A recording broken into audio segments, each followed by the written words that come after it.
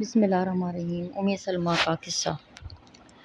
حضرت ام المومنین حضرت ام سلمہ بہت حیادار خاتون تھی۔ نکاح سے قبل آن حضرت صلی اللہ علیہ وسلم نے حضرت عائشہ سے ذکر کیا کہ حضرت عائشہ کو بڑا عشق ہوا۔ آن حضرت صلی اللہ علیہ وسلم کو ان سے بے حد محبت تھی۔ یہی وجہ کہ ایک موقع پر جب تمام ازواج مطہرات کو سوائے حضرت عائشہ کے حضور صلی اللہ علیہ وسلم کی خدمت میں کچھ عرض کرنا چاہا، انہوں نے حضرت ام سلمہ کو اپنا سفیر بنا کر آپ صلی اللہ علیہ وسلم کی خدمت میں بھیجا۔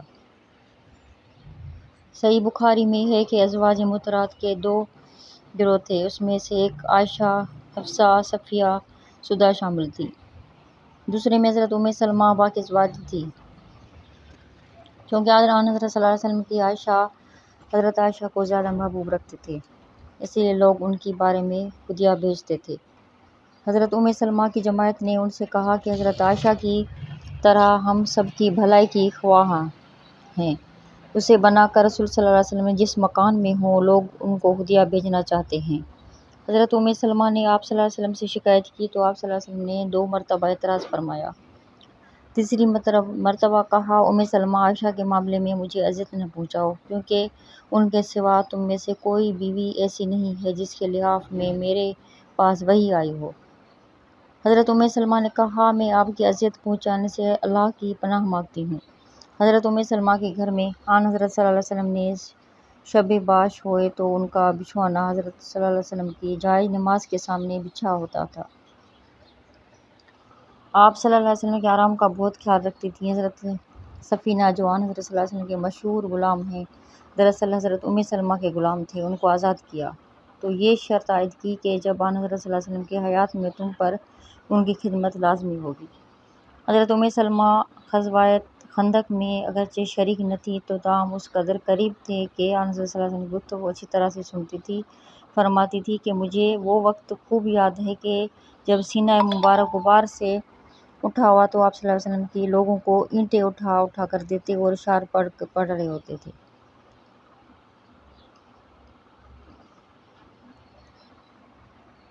اور یہود سے گفتگو کرنے کے لیے حضرت آن صلی اللہ علیہ وسلم نے حضرت ابو لبابہ کو بھیجا تھا، اور ثانی مشورہ میں ابو لبابہ نے ہاتھ کے اشارے سے بتلایا کہ تم لوگ قتل کیے جاؤ گے، لیکن جب میں ان کو افشائے راز سمجھ کر اس قدر نادم ہوئے کہ مسجد کے ستون سے اپنے آپ کو باندھ لیا۔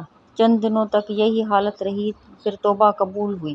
آن حضرت صلی اللہ علیہ وسلم ام سلمہ کے مکان میں تشریف فرما رہے تھے کہ صبح کو مسکراتے ہوئے اٹھتے اور بولے، خدا آپ کو ہمیشہ ہنسائے، اور اس وقت ہنسنے کا کیا سبب ہے؟ فرمایا، بولا کہ توبہ قبول ہو گئی۔ عرض کی تو میں ان کو یہ مستہ سنا دوں؟ فرمایا کہ اگر چاہو تو۔ حضرت ام سلمہ اپنے حجرے کے دروازے پر کھڑی ہوئیں اور پکار کر کہا، ابو لبابہ، مبارک ہو تمہاری توبہ قبول ہو گئی۔ وہ اس آواز کو کانوں میں پڑتا تھا تاکہ تمام مدینہ منڈ آیا۔ اس سن میں آیت حجاب نازل ہوئی اور اس سے بیشتر ازواج مطہرات بعض دور کے اعزاز وقار کے سامنے آیا کرتے تھے۔ اب خاص اعضاء کے سوا سب سے پردہ کرنے کا حکم تھا۔ حضرت ام مکتومہ قبیلہ قریش کے ایک معزز صحافی اور بارگاہ نبی کے مؤذن تھی، چونکہ نابینا تھے، اس لیے ازواج مطہرات کے حجروں میں آیا کرتے تھے کہ ایک دن وہ آئے اور آن حضرت صلی اللہ علیہ وسلم نے حضرت ام سلمہ حضرت میمونہ سے فرمایا تو ان میں سے پردہ کر لو۔ بولیں تو نابینا ہے؟ فرمایا تو نابینا نہیں ہے۔ اور پھر حضرت حدیبیہ میں آن حضرت صلی اللہ علیہ وسلم کے ساتھ صلح کے بعد آن حضرت صلی اللہ علیہ وسلم نے حکم دیا کہ لوگ حدیبیہ میں قربانی کریں گے۔ لوگ اس قدر دل شاکستہ تھے کہ شخص بھی نہ اٹھایا گیا، اور جہاں کہ صحیح بخاری میں یہ 3 دفعہ بار بار کہنے پر ایک شخص بھی آمادہ نہ ہوا، چونکہ معاہدہ کی تمام شرطیں بظاہر مسلمانوں کی سخت خلافت تھیں، اس لیے تمام لوگ رنجیدہ اور غصہ سے بے تاب تھے۔ آن حضرت گھر میں تشریف لے گئے اور حضرت ام سلمہ سے شکایت کی کہ انہوں نے کہا، آپ صلی اللہ علیہ وسلم سے کسی سے کچھ نہ فرمائیں بلکہ باہر نکل کر خود قربانی کریں اور احرام اتارنے کے لیے بال منڈوائیں۔ آپ صلی اللہ علیہ وسلم نے باہر آ کر قربانی اور بال منڈوائے۔ جب لوگوں کو یقین ہو گیا کہ اس فیصلے میں تبدیلی نہیں ہو سکتی تو سب نے قربانی کی، اور تاحرام ہجوم کا یہ حال تھا کہ ایک دوسرے پر ٹوٹ پڑتے، اور عجلت اس قدر تھی کہ ہر شخص حجامت بنانے کی خدمت انجام دے رہے تھے۔